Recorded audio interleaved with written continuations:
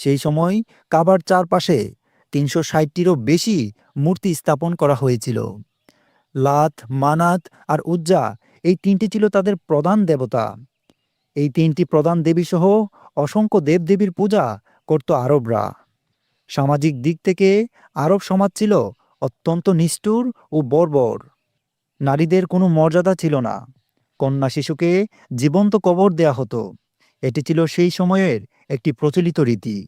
পবিত্র কোরআনে আল্লাহ তাআলা এই অমানবিক প্রথার কথা উল্লেখ করেছেন সূরা নাহলের ৫৮ থেকে ৫৯ নম্বর আয়াতে। যখন কোনো পরিবারে কন্যা সন্তান জন্ম নিত, তখন পরিবারের পুরুষ সদস্যরা লজ্জায় মুখ লুকাতেন এবং সমাজের ভয়ে সেই শিশুকে জীবন্ত মাটিতে পুঁতে ফেলতেন। দাসপ্রথা ছিল সমাজের একটি স্বাভাবিক অংশ। দাস দাসীদের সাথে পশুর মতো আচরণ করা হতো।